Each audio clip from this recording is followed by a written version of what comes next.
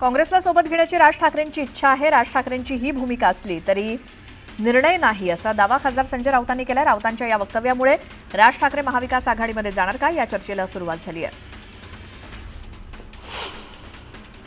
संजय राऊतांच्या वक्तव्यानंतर मनसेनं नाराजी व्यक्त केल्याची माहिती सूत्रांनी दिली. आमच्या पक्षाची भूमिका आम्ही मांडू, दुसरं कुणी नाही. मनसेची भूमिका राज ठाकरेच मांडतील असं मनसे नेते संदीप देशपांडे म्हणाले. काँग्रेसबाबतच्या विधानावरती मनसे नेत्यांच्या नाराजीनंतर संजय राऊतांनी राज ठाकरेंना मेसेज केला. मी असं काहीही बोललेलो नाही, बोलण्याचा अर्थ तो नव्हता असं स्पष्टीकरण संजय राऊतांनी राज ठाकरेंना दिलं. मुंबई महानगरपालिका निवडणूक काँग्रेस स्वबळावरती लढवणार असल्याची माहिती सूत्रांकडून देण्यात आली आहे. मनसे आणि शिवसेना उभाठासोबत तडजोड न करण्याचा सूर काँग्रेस नेत्यांनी आळवला. मनसे महाविकास आघाडीत येण्यास इच्छुक असेल तर महाविकास आघाडीच्या काळात जसा कॉमन मिनिमम प्रोग्राम झाला तसा मनसेच्या बाबतीत होईल. काँग्रेसनं सहमती दिली तर ते एकत्र येऊ शकतात अशी प्रतिक्रिया रोहित पवार यांनी दिली. मनसे शिवसेना युतीवर नाना पटोले यांनी प्रतिक्रिया दिली. उद्धव ठाकरे आणि राज ठाकरे यांच्याबाबत आमचा हायकमांड निर्णय घेईल असं नाना पटोले म्हणाले. बदलापुरात भाजपनं एकनाथ शिंदेंना धक्का दिलाय. बदलापुरात राष्ट्रवादी काँग्रेससोबत युती करण्याची घोषणा भाजपनं केली. भाजपनं शिवसेनेला बाजूला सारलंय.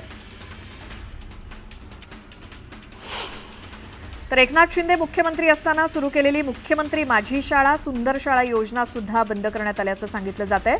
याआधी शिक्षण विभागातील स्वच्छता मॉनिटर, एक राज्य एक गणवेश, पुस्तकाला वह्यांची पानं हा निर्णय सुद्धा मागे घेण्यात आलाय.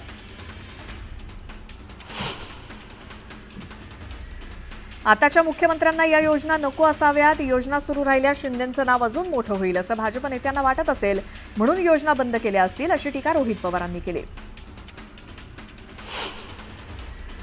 ठाकरेंच्या शिवसेनेचे नेते अंबादास दानवेंनी ट्विट करत मुख्यमंत्री फडणवीस आणि उपमुख्यमंत्री शिंदेंवरती निशाणा साधला. योजना बंद करणारं हे चालू सरकार आहे. सामान्यांना कणभर लाभाची अपेक्षा असलेल्या योजना बंद करून देवेंद्र फडणवीस सरकारनं आपल्याच सहकाऱ्यांच्या निर्णयांवरती फुल्या मारल्या आहेत अशी टीका दानवेंनी केली. तर योजना बंद केल्यावरनं विरोधकांनी केलेल्या टीकांना प्रवीण दरेकरांनी प्रत्युत्तर दिलं. घर चालवताना उपलब्ध पैशाचं नियोजन करावं लागतं, प्राधान्याचे विषय ठरवावे लागतात असं दरेकर म्हणाले. आमदार रोहित पाटील यांना नवी जबाबदारी मिळण्याची शक्यता आहे. पक्षांतर्गत नवे फेरबदल होताना युवक प्रदेशाध्यक्ष ही नवी जबाबदारी त्यांना मिळण्याची शक्यता आहे. रामदास कदम हा कोकणाला लागलेला कलंक आहे अशी टीका भास्कर जाधवांनी केली. मुंबईत पत्नीच्या नावानं डान्सबार चालवून निवडणुकीत कोट्यवधी रुपये वाटायचे आणि निवडून यायचं, गुन्हेगारांना शस्त्र परवाने द्यायचे, हेच त्यांच्या राजकारणाचं तंत्र आहे असा हल्लाबोल जाधवांनी केला. वर्ध्याच्या हिंगणघाट इथे काँग्रेस आणि राष्ट्रवादी काँग्रेस शरद पवार गटाला भगदाड पडलंय. बिरसा मुंडा नगरातील शेकडो कार्यकर्त्यांनी भाजप आमदार समीर कुणावार यांच्या उपस्थितीत भाजपात प्रवेश केला. बिहार विधानसभा निवडणुकीसाठी एनडीएमध्ये अखेर जागा वाटपावरती शिक्कामोर्तब झालंय. भाजप आणि जनता दल प्रत्येकी 101 जागांवरती उमेदवार उभे करतील, तर चिराग पासवान यांच्या लोक जनशक्ती पार्टीला 29 जागा देण्यात आल्या आहेत. 15 ऑक्टोबर रोजी धाराशिवमध्ये जिल्हा नियोजन समितीच्या बैठकीचं आयोजन करण्यात आले. महायुतीतील कुरघोडीच्या राजकारणामुळे जिल्हा नियोजन समितीचा निधीला स्थगिती देण्यात आली आहे. या स्थगितीवरनं राज्यात मोठं राजकारण रंगलं होतं. आता या निधीच्या स्थगितीवर काही निर्णय होणार आहे का, याकडे लक्ष लागलंय. पूरपरिस्थिती आणि अतिवृष्टीमुळे नुकसान झालेल्या शेतकरी आणि नागरिकांना दिवाळीपूर्वी तातडीची मदत देण्यात आली. माजी मंत्री प्रवीण पोटे यांनी हा स्तुत्य उपक्रम राबवला. यामध्ये सुमारे 4,500 किराणा किटचा समावेश आहे.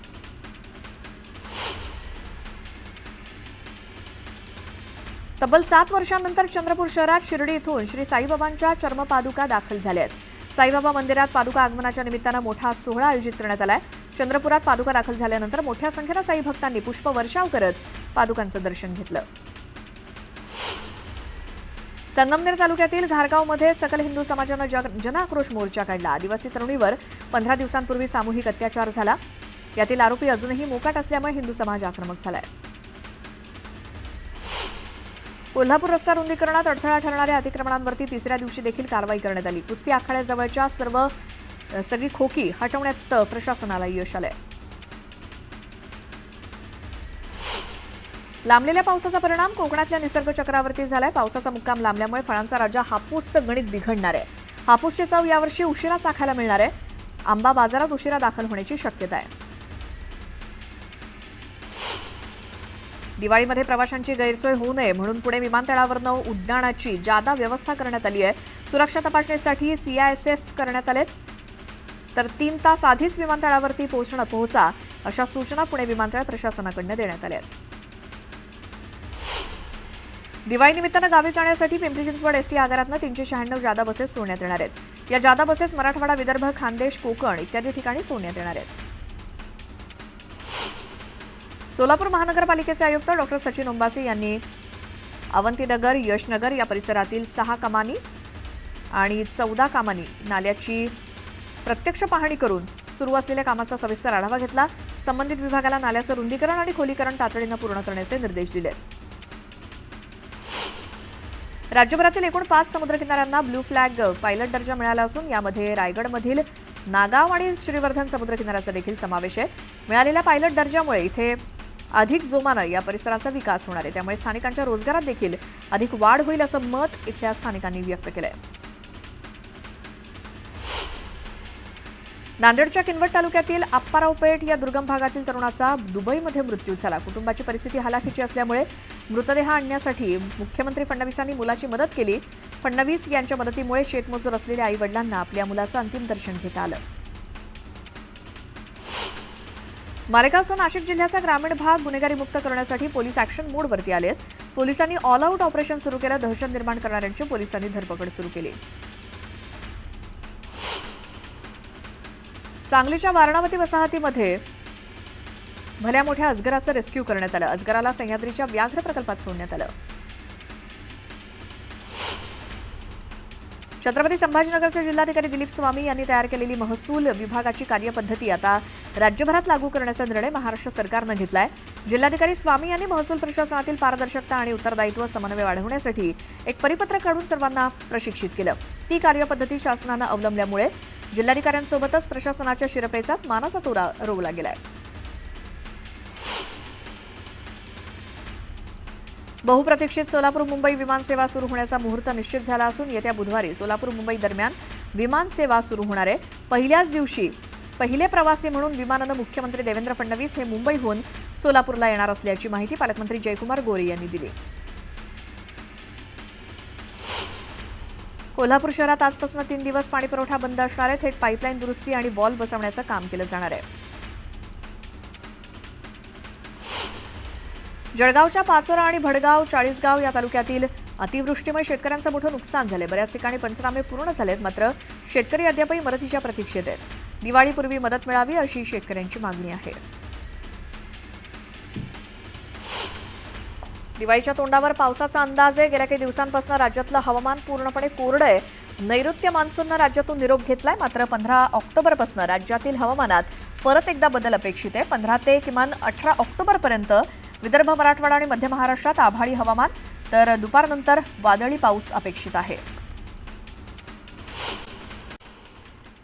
दिवाळी सण येतोय, त्यामुळे नागपूर रेल्वे स्थानकावरती प्रवाशांची गर्दी वाढली आहे. पुढे 2 आठवडे ही गर्दी वाढतच जाणार असल्याचं लक्षात घेऊन रेल्वे सुरक्षा दल आणि रेल्वे पोलिसांनी स्थानकावरती बंदोबस्त वाढवलाय.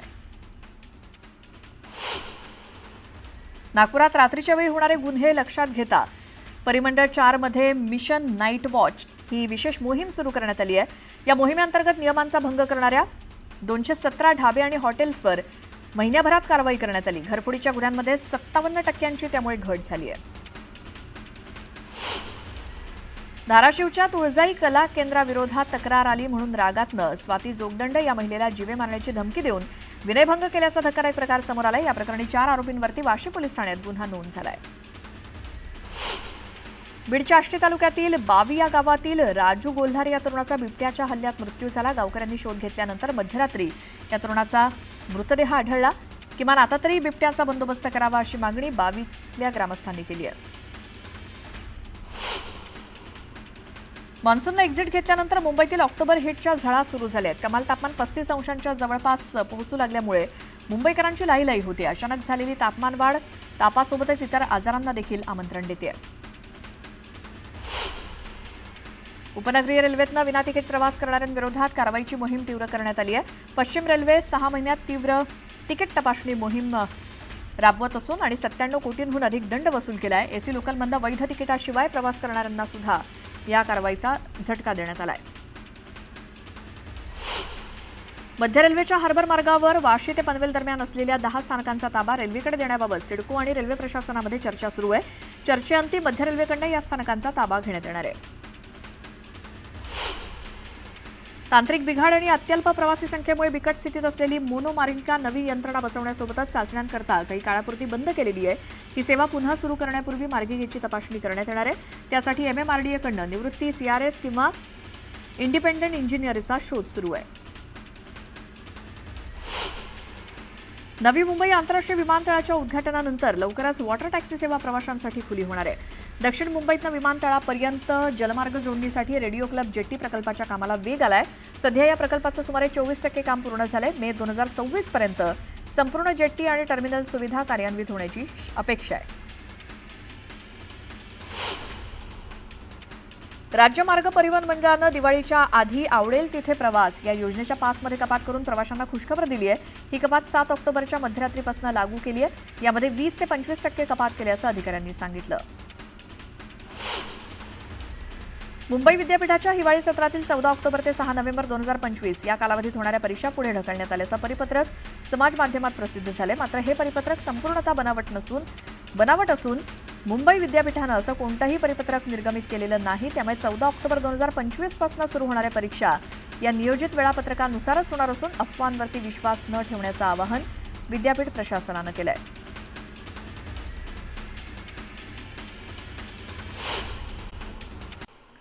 वाशिमच्या रिसोडमध्ये कापड दुकानात 3 महिलांकडून कपड्यांची चोरी करण्यात आली.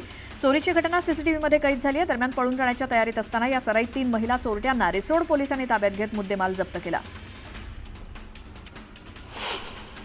पुण्यामध्ये पोलीसच असुरक्षित आहेत. उंडरी पिसोळीजवळ रस्त्याच्या बाजूला लघुशंका करणाऱ्या पोलीस शिपायाला बेदम मारहाण करण्यात आली. पोलिसांकडून या प्रकरणाचा तपास सुरू आहे. पुण्यामध्ये मारहाण झालेल्या पोलीस कर्मचाऱ्यांची वसंत मोरे यांनी भेट घेतली. रुग्णालयात जाऊन जखमी पोलीस कर्मचाऱ्याची त्यांनी विचारपूस केली. विरारमध्ये बहुजन विकास आघाडी आणि भाजपमध्ये राडा झाला. विरारच्या ग्लोबल सिटीमध्ये अनेक वर्षांपासून पाण्यासाठी वंचित असलेल्या नागरिकांना पाणी मिळाल्यामुळे वचनपूर्ती सोहळा मयुरेश वाघ यांनी आयोजित केला होता. कार्यक्रमाच्या वेळी बहुजन विकास आघाडीच्या कार्यकर्त्यांनी कार्यक्रम रस्त्यावरती का घेतला यावरून 2 गटांमध्ये शाब्दिक बाचाबाची झाली. भंडारा शहरातील हनुमान मंदिर परिसरात नागरिकांनी शारदा मातेची स्थापना केली आहे. इथे महाप्रसादाचं जेवण करताना 40 लिटर वजनाच्या कुकरचा स्फोट झाला. या स्फोटामध्ये 6 जण गंभीर जखमी झाले. पालघरच्या आंबिस्ते इथल्या निवासी आश्रमशाळेतील 2 विद्यार्थ्यांच्या आत्महत्येचं कारण अद्याप अस्पष्ट आहे. एका विद्यार्थ्याचा स्मार्टफोन पोलिसांकडून जप्त करण्यात आलाय. स्मार्टफोन तपासणीसाठी सायबरकडे देण्यात आलाय. सिल्लोडमध्ये पिकअप वाहन आणि ट्रकची समोरासमोर धडक होऊन अपघात झाला. 2 वाहनांची धडक होऊन दोघांचा जागीच मृत्यू झाला. शहापूरच्या आसन गावातील प्लास्टिकच्या कारखान्याला भीषण आग लागली. आगीचं कारण अद्याप अस्पष्ट आहे. अग्निशमन दलाकडून आग विझवण्याचे शर्थीचे प्रयत्न सुरू आहेत. वसई विरार महापालिकेचे माजी आयुक्त अडचणीत आलेत. अनिल कुमार पवारांसह 18 भूमाफियांविरोधात ईडीकडून आरोपपत्र दाखल करण्यात आले. 341 पानांच्या आरोपपत्रातून अनेक धक्कादायक खुलासे करण्यात आले. अनिल कुमारांनी भ्रष्टाचारासाठी यंत्रणा उभी केल्याचा दावा करण्यात आलाय.